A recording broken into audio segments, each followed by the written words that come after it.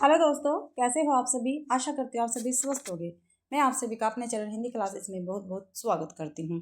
तो आप सभी को पता भाई, मैंने आप सभी के लिए हिंदी साहित्य की चैप्टर वाइज सीरीज चला रखी है और इस सीरीज में हम आधुनिक काल कर रहे हैं और आधुनिक काल में भी छायावादी राष्ट्रीय सांस्कृतिक चेतना एवं हालावाद के PYQ हम कर रहे हैं, जो काफ़ी महत्वपूर्ण PYQ है। और आज ये अपनी क्लास लास्ट होगी, इसकी आगे प्रगतिवाद हम करेंगे। कल से क्या अपने प्रगतिवाद की क्लास आएगी, ठीक है। तो चैनल को सब्सक्राइब किया कीजिए, क्लास को ज़्यादा से ज़्यादा शेयर कीजिए, लाइक कीजिए और कमेंट तो ज़रूर से ज़रूर कीजिए। तो 620 क्वेश्चन मैंने पिछली क्लास में करवा दिए थे, ठीक है। आज अपनी एक कंप्लीट क्लास कर लेंगे। 48 क्वेश्चन बनेंगे इस क्लास में और ये थोड़ी लंबी क्लास होगी, तो शुरू से लेकर अंत तक वीडियो जरूर से ज़रूर देखें। पहला क्वेश्चन है 621वां क्वेश्चन है, निम्नलिखित रचनाओं को उनके रचयिताओं के साथ सुमेलित कीजिए। सूची 1, सूची 2। सूची 1 में रचनाएं दे रखी है, सूची 2 में जो इनके रचनाकार हैं वो दे रखे हैं। तो इनका हमें क्या करना, मिलान करना है। जो वनवेला है ये किसकी है, ये सूर्यकांत त्रिपाठी निराला जी की रचना रहेगी वे। तो 1 का 2। उत्तरा किसकी है, उत्तरा है सुमित्रानंदन पंत की रचना। किसकी है, सुमित्रानंदन पंत की है, यानी B का 3। परिक्रमा किसकी है, महादेव वर्मा की रचना है भाई, C का 4। चित्रधारा किसकी है, चित्रधारा जयशंकर प्रसाद की, तो D का 5। तो 2, 3, 4, 5 भाई, ठीक है। ये अपना मिलान रहेगा 2, 3, 2, 3, 4, 5, ठीक है। 2, 3, 4, 5 B ऑप्शन में है, B ऑप्शन अपना बिल्कुल ठीक रहेगा। व्याख्या में देख लेते हैं, रचना और रचनाकार। वनवेला किसकी है, सूर्यकांत त्रिपाठी निराला जी की है। उत्तरा सुमित्रानंदन पंत की है। परिक्रमा महादेव वर्मा की रचना है। चित्रधार जयशंकर प्रसाद की रचना है। मिलन रामनरेश त्रिपाठी की रचना रहेगी। अगला क्वेश्चन, निम्नलिखित काव्य पंक्तियों को उनके रचनाकारों के साथ सुमेलित करना है, ठीक है भाई। सूची 1 में तो काव्य पंक्तियां दे रखी, सूची 2 में क्या है, रचनाकार दे रखे हैं और इनका हमें क्या करना है, मिलान करना है।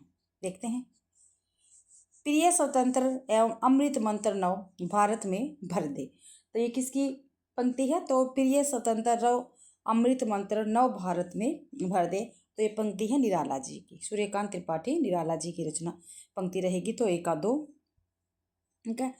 अगली है, इस पार प्रिय मधु है, तुम हो उस पार न जाने क्या होगा, ठीक है। ये हरिवंश राय बच्चन जी की पंक्ति है, इस पार प्रिय मधु है, ठीक है। मधु इनकी रचना का नाम है। ऐसे भी हम इनका मिलान कर सकते हैं, थोड़ा बहुत अपना दिमाग से ट्रिक लगा के भी आप सोच सकते हैं। तो B का 3 रहेगा, 1 का 2 B का 3, 1 का 2 B का 3 हो गया भाई, 1 का 2 B का 3, ठीक है।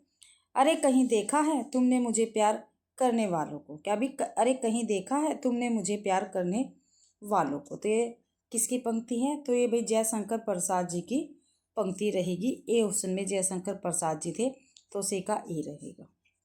यह मंदिर का दीप इसे नीरव जलने दो, यह मंदिर का दीप इसे नीरव जलने दो। तो ये महादेव वर्मा की पंक्ति रहेगी भाई।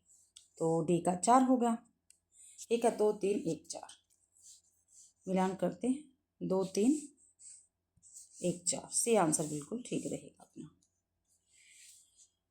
काव्य पंक्तियां हैं और रचनाकार हैं, ठीक है। व्याख्या में देख लेते हैं, प्रिय स्वतंत्र रव अमृत मंत्र नव भारत में भर दो, ये सूर्यकांत त्रिपाठी निराला जी की पंक्ति है। इस पार प्रिय मधु है, तुम हो उस पार न जाने क्या होगा, ये हरिवंश राय बच्चन जी की पंक्ति रहेगी। अरे कहीं देखा है तुमने मुझे प्यार करने वाले को, तो जयशंकर प्रसाद की पंक्ति है। यह मंदिर का दीप नीरव से जलने दो, ये महादेव वर्मा की पंक्ति रहेगी भाई। सुंदर है विहग सुमन सुंदर मानव तुम सबसे सुंदरतम, ये सुमित्रानंदन पंत की पंक्ति है। अगला क्वेश्चन है 623वां, कर रही लीला में आनंद महाचिति सजग हुई सी व्यक्त, विश्व का उन्मिलन अभिराम इसी में सब होते अनुरक्त। ये पंक्ति कामायनी के किस सर्ग से है, तो किस सर्ग से भी, चिंता से, आशा से, श्रद्धा से या लज्जा से। तो ये पंक्तियां भी श्रद्धा सर्ग से है कामायनी के, C आंसर अपना ठीक रहेगा। व्याख्या में देख लेते हैं, C आंसर बिल्कुल ठीक है, ठीक है। कर रही लीला में आनंद महाचिति सजग हुई सी व्यक्त, विश्व का उन्मिलन अभिराम इसी में सब होते अनुरक्त। तो कामायनी महाकाव्य के श्रद्धा सर्ग से ये क्या है, पंक्तियां ली गई है। कामायनी जयशंकर प्रसाद द्वारा रचित शांत रस प्रधान महाकाव्य है। इसका मुख्य छंद तांडक है। इसमें कुल 15 सर्ग है भाई, ध्यान रखना आपको। अगला क्वेश्चन है, लिखता आबाद गति मुक्त छंद पर संपादक गण निरानंद वापस कर देते पढ़ सत्वर दे एक पंक्ति दो में उत्तर। इन पंक्तियों में निराला संपादकों द्वारा किसकी रचनाओं के वापस किए जाने की बात कर रहे हैं? तो किसकी कर रहे हैं भाई? देखो, मुक्त छंद में निराला जी ने ही कविता लिखी थी, ठीक है, सबसे पहले, और संपादक जो थे उन्होंने क्या है, उसको वापस कर दिया था, ठीक है। तो सुमित्रानंदन पंत, जयशंकर प्रसाद या अपनी या महादेवी वर्मा। तो निराला जी अपनी ही बात कर रहे हैं, ठीक है। इन पंक्तियों में निराला संपादकों द्वारा अपनी रचनाओं के वापस किए जाने की बात कर रहे हैं। जूही की कली नामक कविता पर अश्लीलता का आरोप लगाते हुए सरस्वती पत्रिका के संपादक महावीर प्रसाद द्विवेदी ने उसे वापस कर दिया था, ये ध्यान रखना आप। अगला क्वेश्चन है, राम की शक्ति पूजा कविता का प्रारंभ किससे होता है? ये पहले भी क्वेश्चन आ चुका है। तो राम रावण के प्रखर युद्ध के वर्णन से, राम के पूजा में बैठने से, राम सीता के उदात्त प्रेम से, या दुर्गा की उपासना से। तो प्रारंभ कब होता है इस कविता का? तो राम रावण के प्रखर युद्ध के वर्णन से होता है। ये आंसर बिल्कुल ठीक रहेगा। राम की शक्ति पूजा 1936 में प्रकाशित हुई।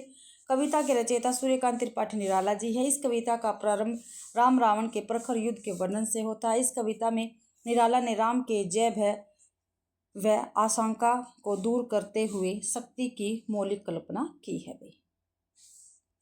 अगला क्वेश्चन है, रचनात्मक फलक पर विद्रोही और क्रांतिकारी छवि के रूप में किस रचनाकार की पहचान है? तो किस रचनाकार की पहचान है भाई विद्रोही और क्रांतिकारी छवि के लिए? तो निराला जी की है। दी आंसर बिल्कुल ठीक रहेगा।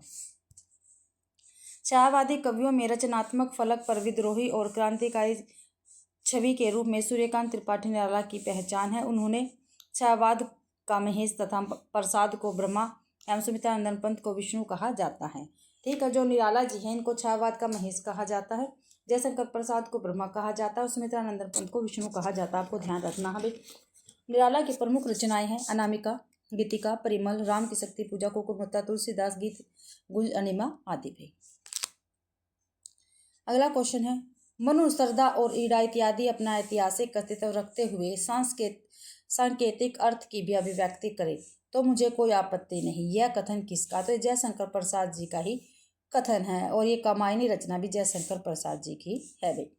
आंसर सी बिल्कुल ठीक है। कमायनी के संदर्भ में कवि जयशंकर प्रसाद का कथन है कि मनु, सरदा और ईड़ा इत्यादि अपना ऐतिहासिक अस्तित्व रखते हुए सांकेतिक अर्थ की भी अभिव्यक्ति करे तो मुझे कोई आपत्ति नहीं है। आगे 628वां क्वेश्चन है, राम की शक्ति पूजा कविता की अंतिम पंक्ति कौन सी है? तो अंतिम पंक्ति हमें बतानी है कौन सी है भाई राम की शक्ति पूजा की। पहला ऑप्शन है, कर्म कर्म से हुए पार राघव के पंच दिवस, पूरा करता हूँ देकर मात एक नयन, कह महाशक्ति राम के वदन में हुई लीन, सब चले सदे राम की सोचते हुए विजय। तो अंतिम पंक्ति बतानी है तो सी आंसर ठीक रहेगा, कह महाशक्ति राम के वदन में हुई लीन। सी आंसर ठीक है।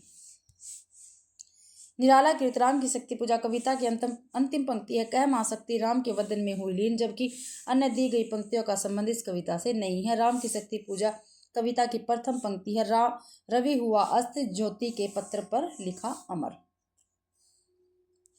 अगला क्वेश्चन है, कमायनी का मूल दर्शन क्या है? जो कमायनी रचना है इसका मूल दर्शन क्या है? तो प्रत्यभिज्ञा दर्शन है भाई। बी आंसर ठीक रहेगा। बी आंसर ठीक है। कमायनी का मूल दर्शन प्रत्यभिज्ञा दर्शन है। कमायनी हिंदी भाषा का महाकाव्य है जिसकी रचना जयशंकर प्रसाद ने की है। प्रत्यभिज्ञा दर्शन पर आधारित होने के साथ साथ शैव का भी पर्याप्त प्रभाव है भाई।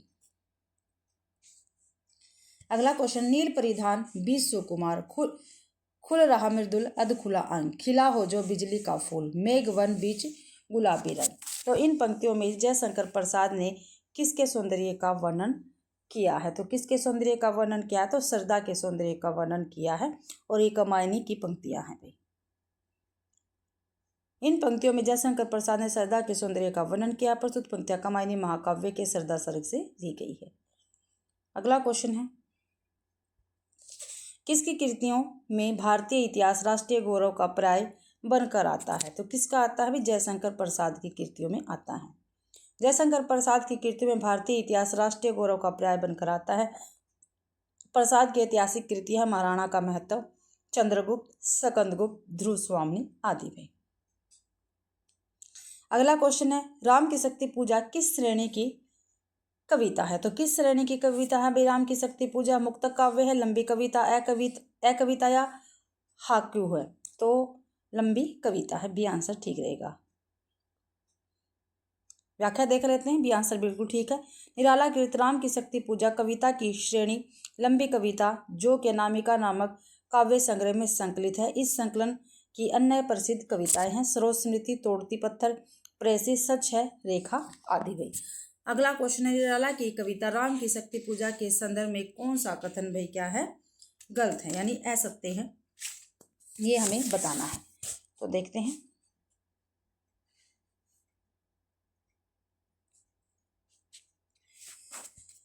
ये ऑप्शन है, इसमें धर्म और अधर्म के शाश्वत संघर्ष का चित्रण। जो गलत है वो बताना है, बिल्कुल ठीक है भाई।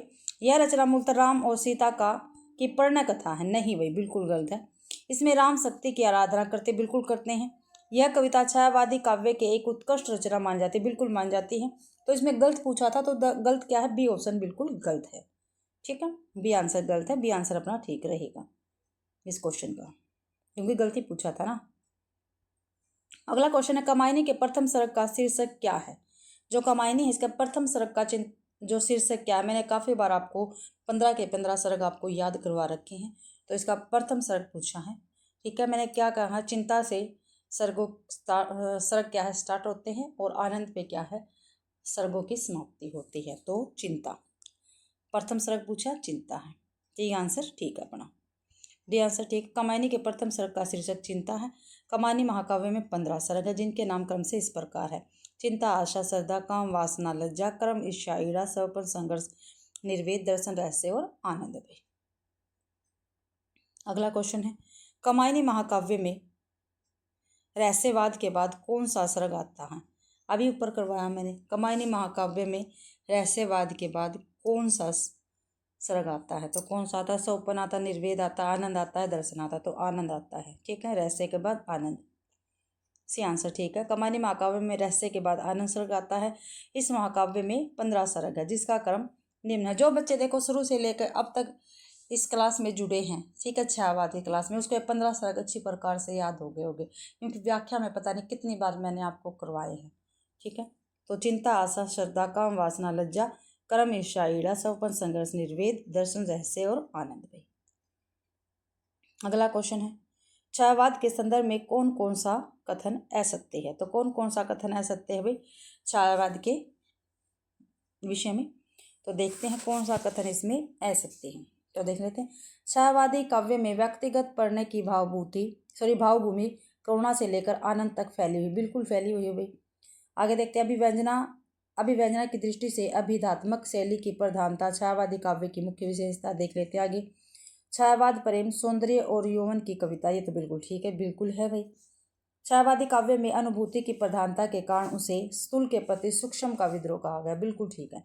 तो इसने गलत पूछा था सत्य, तो बी आंसर अपना बिल्कुल गलत रहेगा, यानी इस क्वेश्चन का आंसर बी बिल्कुल ठीक है, क्योंकि गलत पूछा था, बी आंसर ठीक है।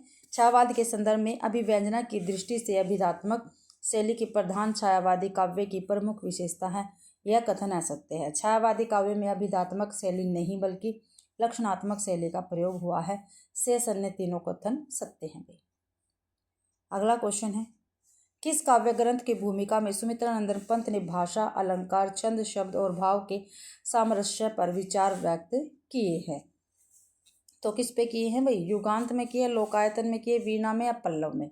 तो पल्लव में किए हैं, डी आंसर बिल्कुल ठीक है। पल्लव काव्य व्याख्या में देख लेते हैं। पल्लव काव्य ग्रंथ की भूमिका में सुमित्रानंदन पंत ने भाषा, अलंकार, छंद, शब्द और भाषा के सामरस्य पर विचार व्यक्त किए हैं। पल्लव को ही छायावाद का मैनिफेस्टो भी कहा जाता है। अगला क्वेश्चन देख लेते हैं भाई, निराला के बारे में निम्नलिखित में से कौन सा कथन सही है? सही बताना निराला के बारे में जो सही है, ठीक है। कविता में भारतीय परंपरा और गौरवशाली मूल्यों का अभाव, बिल्कुल गलत है भैया, ठीक है। अभाव की तीव्र एवं परमांतक व्यथा कहीं भी व्यक्त नहीं हुई है। ये भी क्या बिल्कुल गलत है। कविता में आध्यात्मिकता और रहस्यवादी भावना के दर्शन होते हैं। देखते हैं, अधिकांश रचनाएं पौराणिक आख्यानों पर केंद्रित है। बिल्कुल गलत है। सी आंसर बिल्कुल ठीक रहेगा भाई। निराला के विषय में जो सत्य है सी है। सी आंसर ठीक है। कविता में आध्यात्मिक और रहस्यवादी भावना के दर्शन होते हैं। यह कथन निराला के विषय में बिल्कुल सही है। अगला क्वेश्चन है, दुख ही जीवन की कथा रही, क्या कहूँ आज जो नहीं कही। उपयुक्त पंक्ति किसकी है? तो निराला जी की पंक्ति रहेगी। सूर्यकांत त्रिपाठी निराला जी की पंक्ति है। और वही ये पंक्ति कहाँ से ली गई? सरोज स्मृति से उद्धृत है। यह हिंदी साहित्य का सर्वश्रेष्ठ शोक गीत माना जाता है, सरोज स्मृति भाई, और ये निराला जी की रचना है। अगला क्वेश्चन, निम्नलिखित में से कौन सा युगम संगत है? जो युगम संगत है वो हमें बताना है। तो कौन सा? हिमकीर्तनी जगन्नाथ दास रत्नाकर? नहीं भाई, माखनलाल चतुर्वेदी की है हिमकीर्तनी तो। ठीक है। वैधि वनवास, ये माखनलाल चतुर्वेदी का नहीं है। वैधि वनवास तो हरिवंश जी का है। उद्धव शतक, ये जगन्नाथ दास रत्नाकर का है, दया सिंह उपाध्याय का बिल्कुल नहीं है। पथिक रामनरेश त्रिपाठी का, ये बिल्कुल सही है। डी आंसर अपना बिल्कुल ठीक रहेगा भाई। पथिक रामनरेश त्रिपाठी की रचना है। हिमकीर्तनी माखनलाल चतुर्वेदी की है। उद्धव शतक जगन्नाथ दास रत्नाकर की है। वैधि वनवास और दया सिंह उपाध्याय हरिवंश जी की रचना रहेगी। अगला क्वेश्चन है, निम्नलिखित में से कौन सा युगम संगत है? जो संगत यानी सही है वो हमें बताना है। ग्राम्या सुमित्रानंदन पंत, जो सही है बिल्कुल ठीक है, ये ठीक लग रहा है मेरे को तो भाई। दीपशिखा सूर्यकांत त्रिपाठी निराला की नहीं है भाई, किसकी है? महादेव वर्मा की है। प्रलय की छाया महादेव वर्मा की नहीं है, जयशंकर प्रसाद की रचना है। कुक्कर मुत्ता, ये जयशंकर प्रसाद की नहीं है, ये निराला जी की रचना रहेगी। तो अपना ए ऑप्शन बिल्कुल ठीक है, क्योंकि ग्राम्या की है सुमित्रानंदन पंत की रचना है। रचना और रचनाकार देख लेते हैं व्याख्या में। ग्राम्या सुमित्रानंदन पंत की रचना है। दीपशिखा महादेव वर्मा की है। प्रलय की छाया जयशंकर प्रसाद की रचना है। कुक्कर मुत्ता किसकी? सूर्यकांत त्रिपाठी निराला की रचना रहेगी। अगला क्वेश्चन, निम्नलिखित में से कौन सी काव्य कृति महादेव वर्मा की है? ठीक है, महादेव वर्मा की कौन सी? निषीध है, सांध्य गीत है, गीत गुंज है, श्रवणधुली है। तो महादेव वर्मा की रचना है सांध्य गीत। बी आंसर ठीक रहेगा भाई। बी आंसर बिल्कुल ठीक है, सांध्य गीत महादेव वर्मा की रचना। जबकि अन्य सभी रचना एवं रचनाकार देख लेते हैं नीचे। रचना और रचनाकार निश्चित राम कुमार वर्मा की रचना। गीत गुण सूर्यकांत त्रिपाठी निराला की है। श्रवणधुली सुमित्रानंदन पंत की रचना रहेगी। अगला क्वेश्चन है, निम्नलिखित में से कौन सी रचना महादेव वर्मा की नहीं है? नहीं है पूछा है, पहले पूछा था भाई कौन सी है, अब नहीं है। निहार, रश्मि, नीरजा ये तो है, लेकिन गुंजन महादेव वर्मा की रचना नहीं है, सुमित्रानंदन पंत जी की रचना रहेगी। डी आंसर ठीक है। जो गुंजन रचना है इसके रचनाकार सुमित्रानंदन पंत है, जबकि निहार, रश्मि और नीरजा महादेव वर्मा की रचना है। सुमित्रानंदन पंत की अन्य रचनाएं हैं ग्रंथि, ग्रामकला और बूढ़ा चांद, लोकायतन, चिदम्बरा, सत्यकाम आदि। अगला क्वेश्चन है, ग्रंथि किस रचनाकार की रचना है? जो ग्रंथि है ये किस रचनाकार की रचना है? तो सुमित्रानंदन पंत की रचना रहेगी ग्रंथि। ग्रंथि सुमित्रानंदन पंत की रचना है। पंत की अन्य रचना है पल्लव, उच्छ्वास, वीणा, लोकायतन, श्रवण किरण, श्रवणधुली, गुंजन, युगवाणी, युगपंथ, चिदम्बरा आदि।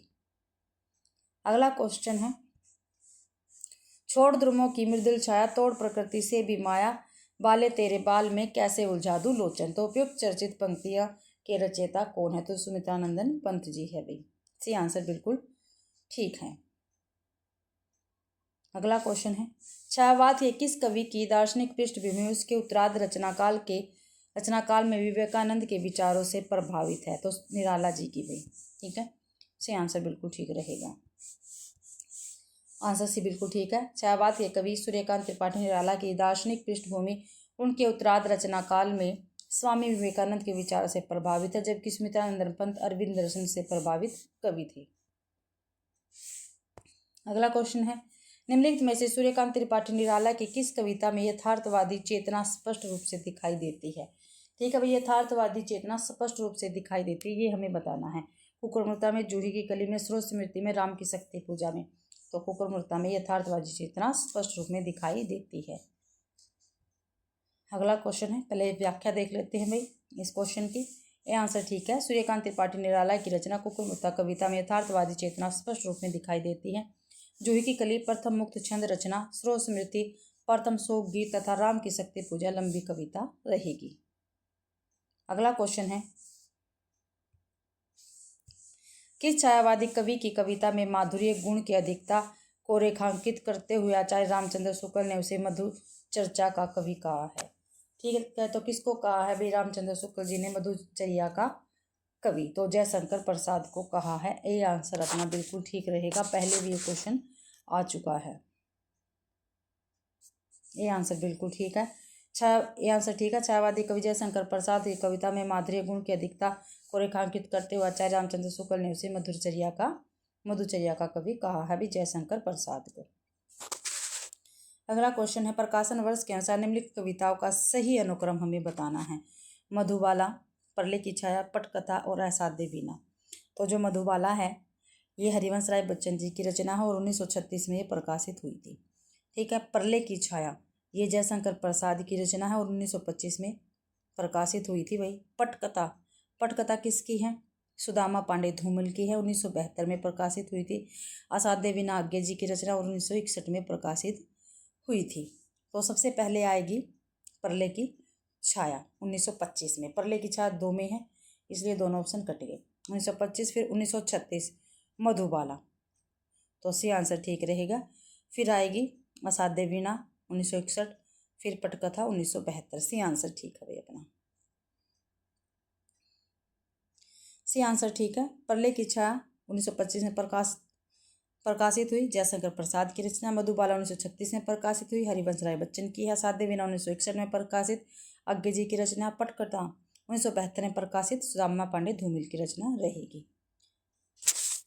अगला क्वेश्चन है, निम्नलिखित काव्य पंक्तियों को उनके रचनाकारों के साथ सुमेलित कीजिए। ठीक है, काव्य पंक्तियां दे रखी हैं, उनको उनके रचनाकारों के साथ क्या है हमें सुमेलित करना है। तो करते हैं भाई। सूची 1 में पंक्तियां हैं, सूची 2 में रचनाकार रहेंगे। दुखी जीवन की कथा रही, क्या कहूँ आज जो नहीं कही। तो ये किसकी पंक्तियां हैं? मैंने अभी पहले ही बताया है। तो ये निराला जी की पंक्ति है भाई। किसकी है? निराला जी की। और निराला जी किस नंबर पे है? 4 नंबर पे है। ठीक है, निराला जी कहाँ है? 4 पे है भाई, 4 पे है निराला जी। ठीक है, आगे है, मैं दिन को ढूंढ रही हूँ जुगनू की उजियाली में, मन मांग रहा मेरा सिकता हिरक प्याली में। तो ये महादेव वर्मा की पंक्ति है। तो बी का 3, ए का 4, बी का 3। अगली है, रोज सवेरे में थोड़ा सा अतीत में जी लेता हूँ। ये किसकी है? ये आज्ञे जी की पंक्ति रहेगी। सी का 1 हो गया भाई, जी लेता क्योंकि रोज शाम को मैं थोड़ा सा भविष्य में मर जाता हूँ। अगली है, बिखरी बिखरी अलके जो तरक जाल, वह विश्व मुकुट सा उज्ज्वलतम, शशिखंड सदृश्य था सबल भाल। तो ये जयशंकर प्रसाद जी की पंक्ति रहेगी 5 में। तो 4 थी, 3 थी, 1 थी और 5 थी। ठीक है, 4 3 1 5, 4 3 हो गए भाई। 1 मिनट को 4 3 1 5। तो ये ऑप्शन अपना बिल्कुल ठीक है। पंक्तियां मैंने आपको बता दी। दुखी जीवन की कथा रही निराला की है, मैं दिन को ढूंढ ये महादेव वर्मा के, रोज सवेरे में थोड़ा आगे की है, बिखरे अलके जो स्पष्ट बाल, ये जयशंकर प्रसाद की पंक्तियां रहेगी। आगे है, पात्रों को संबंधित काव्य कृतियों के साथ सुमेलित करना है। ठीक है, एक तरफ पात्र दे रखे हैं, दूसरी तरफ रचनाएं दे रखी हैं। उन रचनाओं से क्या है पात्रों का मिलान करना है, कौन सा पात्र कौन सी रचना से संबंधित है। तो देखते हैं, सूची 1 को सूची 2 से मिलान करते हैं। जो कर्ण है, ठीक है, ये रश्मि रति का पात्र है। कर्ण किसका? रश्मि रति का पात्र है और रामधारी सिंह दिनकर की रचना रहेगी। तो 1 का 3 हो गया भाई। ठीक है, जो कमला है ये किसकी पात्रा है? ये प्रलय की छाया की पात्रा है और जयशंकर प्रसाद इसके रचनाकार रहेंगे भाई। ठीक है, ओशनरी, जो ओशनरी है ये उर्वशी की पात्रा है। ठीक है, उर्वशी किसकी रचना है? रामधारी सिंह दिनकर की है। जो राहुल है ये यशोधरा का पात्र है। ठीक है, तो डी का 2।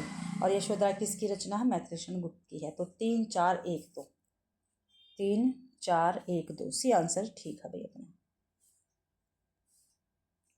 पात्र कृति कृतिकार। ठीक है, कर्ण रश्मि रति का पात्र है, रामधारी सिंह दिनकर की रचना रहेगी। कमला प्रलय की छाया की पात्र है और प्रलय की छाया जयशंकर प्रसाद की रचना। ओशनरी उर्वशी की पात्रा है और रामधारी सिंह दिनकर की रचना रहेगी ये उर्वशी।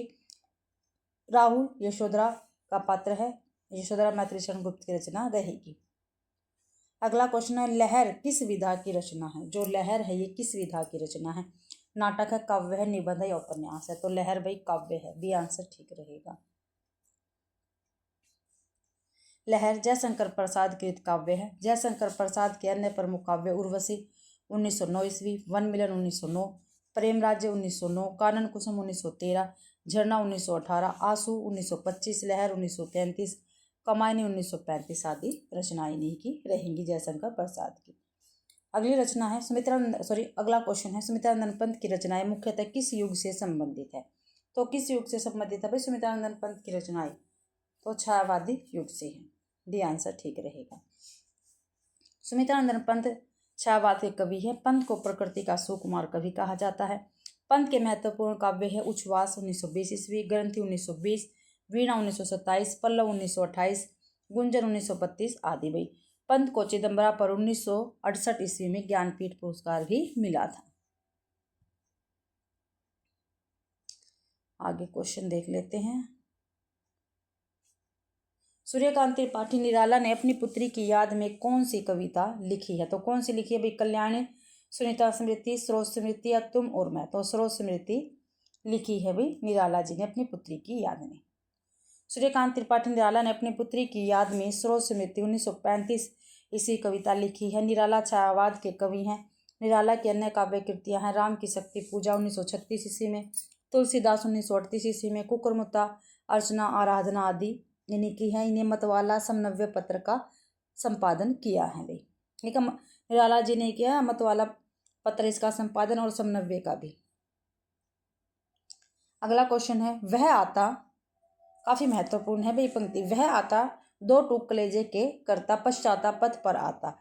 उपयुक्त पंक्तियां किस कविता से है और इनके रचनाकार कौन है? देखो भाई वह आता काफी महत्वपूर्ण पंक्ति है, प्लीज आप इनको अच्छी प्रकार से ध्यान रखना, या कहीं पे नोट भी कर सकते हैं, काफी बार पेपर में आई हुई हैं। वह आता दो टूक कलेजे के करता पश्चाता पथ पर आता। उपयुक्त पंक्तियां किस कविता से है और इनके रचनाकार कौन है? तो मजदूर और सुमित्रानंद पंत, ये मजदूर कविता से है, इस रचनाकार सुमित्रानंद पंत है। या भिक्षुक ललित शुक्ल की है। किसान केदारनाथ अग्रवाल, भिक्षुक और सूर्यकांत त्रिपाठी निराला। तो ये भिक्षुक कविता से है और सूर्यकांत त्रिपाठी निराला इसके लेखक रहेंगे। डी आंसर अपना बिल्कुल ठीक है, डी आंसर ठीक है ना। आगे देखते हैं क्वेश्चन, छायावाद की प्रमुख विशेषता है। छायावाद की प्रमुख विशेषता बतानी है इसमें से। तो भाई प्रमुख विशेषता है इसकी प्रकृति का मानवीकरण, ठीक है। जो छायावाद है इसमें इसकी प्रमुख विशेषता प्रकृति का मानवीकरण, जी आंसर ठीक है। छायावाद की प्रमुख विशेषता प्रकृति का मानवीकरण है, जबकि अन्य विशेषता छायावाद के संबंध में सही नहीं है। छायावाद को रहस्यवाद भी कहा जाता है भाई। अगला क्वेश्चन है, प्रसाद की किस कृति का अन्य भाषाओं में भी अनुवाद हुआ है? तो जो कमायनी इनकी रचना है इसका क्या है, अन्य भाषाओं में भी अनुवाद किया गया है। जयशंकर प्रसाद के महाकाव्य कमायनी का अन्य भाषाओं में भी अनुवाद हुआ है। कमायनी महाकाव्य को छायावाद का कीर्ति स्तंभ भी कहा जाता है। शांतिप्रिय द्विवेदी ने इस महाकाव्य को छायावाद का उपनिषेध भी कहा है। तो कमायनी महाकाव्य को छायावाद का उपनिषेध किसने कहा है? शांतिप्रिय द्विवेदी ने कहा है भाई। और ऐसे भी क्वेश्चन पूछा जाता है, छायावाद का उपनिषेध कौन सी रचना कहा जाता है? तो कमायनी को कहा जाता है। तो आप ऐसे भी इसको याद कर सकते हैं, घुमा फिरा के कैसे भी क्वेश्चन पूछ लिया जाएगा। अगला क्वेश्चन है, निम्नलिखित में से कौन सा रचनाकार छायावाद के 4 स्तंभों में से नहीं है? तो भाई जयशंकर प्रसाद भी है, महादेव वर्मा भी है, मैथिली शरण गुप्त नहीं है भाई, सुमित्रानंद पंत भी है। छायावाद के 4 स्तंभों में मैथिली शरण गुप्त जी नहीं आएंगे, इसी आंसर अपना बिल्कुल ठीक है। छायावाद के 4 स्तंभों में मैथिली शरण गुप्त नहीं आते हैं। ये द्विवेदी युग के कवि है भाई, द्विवेदी युग के कवि है ये। छायावाद के 4 स्तंभ निम्न है, जयशंकर प्रसाद, सूर्यकांत त्रिपाठी निराला, सुमित्रानंद पंत और महादेवी वर्मा। अगला क्वेश्चन, निम्नलिखित विशेषताओं में से कौन सी विशेषता छायावाद की नहीं है? नहीं है वो बताना है भाई, ठीक है। जो विशेषता नहीं है वो हमें बतानी है। प्रकृति चित्रण बिल्कुल हुआ है, जो नहीं है भाई वो बतानी है। दार्शनिकता भी है, प्रेम वर्णन भी है, लेकिन वीर रस की प्रधानता छायावाद में नहीं है, सी आंसर ठीक रहेगा। वीर रस की प्रधानता छायावाद की विशेषता नहीं है, जबकि प्रकृति चित्रण, दार्शनिकता एवं प्रेम वर्णन छायावाद की विशेषता रहेगी। अगला क्वेश्चन है, अनिमा किसकी रचना है? जो अनिमा है ये किसकी रचना है? स्मितानंद पंत की है, बालकृष्ण शर्मा की है, सूर्यकांत त्रिपाठी निराला की है, महादेव वर्मा की है। तो सूर्यकांत त्रिपाठी निराला जी की रचना है अनिमा। सी आंसर ठीक है। अनिमा सूर्यकांत त्रिपाठी निराला की रचना है। निराला की अन्य रचनाएं हैं अनामिका, परिमल, गीतिका, तुलसीदास, कुकुरमुत्ता, बेला, नए पत्ते और आराधना वे।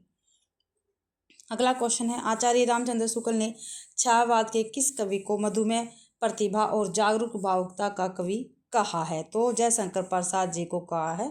ठीक है, रामचंद्र शुक्ल जी ने। आंसर सी बिल्कुल ठीक है। आचार्य शुक्ल ने छायावाद के प्रमुख कवि जयशंकर प्रसाद को मधुमेह प्रतिभा और जागरूक भावुकता का कवि कहा है।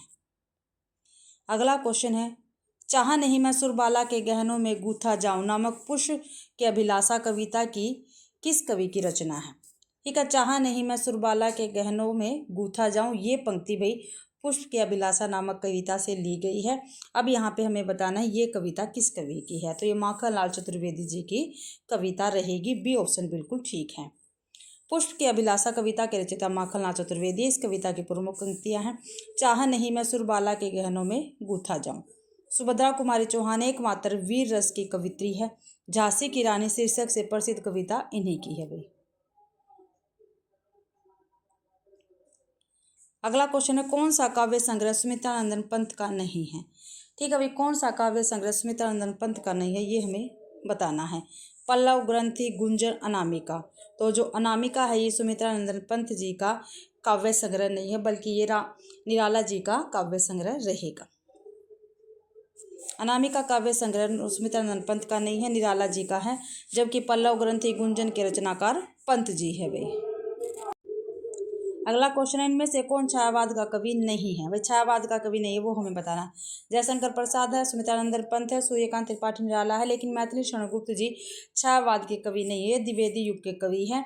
ठीक है, दी आंसर ठीक रहेगा। जबकि प्रसाद, पंत और निराला छायावाद के प्रमुख कवि है। मैथिली शरण गुप्त द्विवेदी युग के सर्वश्रेष्ठ कवि माने जाते हैं। ठीक है, द्विवेदी युग के सर्वश्रेष्ठ कवि माने जाते हैं मैथिली शरण गुप्त। इन्हें महात्मा गांधी ने राष्ट्र कवि की उपाधि दी थी भाई। अगला क्वेश्चन है, कौन सी रचना महादेव वर्मा की नहीं है? तो कौन सी नहीं है? निहार, रश्मि, सांध्य गीत, ये तीनों तो है। लेकिन युगांत महादेव वर्मा की रचना नहीं है, सुमित्रानंदन पंत जी की रचना है। बी आंसर अपना बिल्कुल ठीक है। निहार, रश्मि तथा सांध्य गीत महादेव वर्मा की रचना। यामा के लिए महादेव वर्मा को सन 1982 ईस्वी का ज्ञानपीठ सम्मान प्रदान किया गया था। अगला क्वेश्चन है भाई, निराला की किस रचना में प्रबंधात्मकता है भाई? तो किस में है? तुलसीदास में, सरोज स्मृति में, कुकुरमुत्ता में, नए पत्ते में। तो तुलसीदास जो निराला जी की रचना है इसमें प्रबंधात्मकता विद्यमान है। ठीक है, ए आंसर बिल्कुल ठीक है। तुलसीदास, सरोज स्मृति, कुकुरमुत्ता, नए पत्ते सभी निराला की रचना है। तुलसीदास एक खंड काव्य है।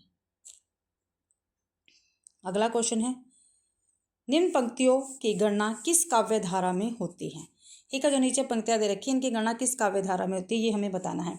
मेरे प्रियतम को भाता है तम के पर्दे में आना। क्या भी मेरे प्रियतम को भाता है तम के पर्दे में आना? तो नई कविता, प्रगतिवाद, रहस्यवाद या प्रयोगवाद? तो रहस्यवाद में होती है भाई। रहस्यवाद काव्य धारा में इन पंक्तियों की गणना होती है।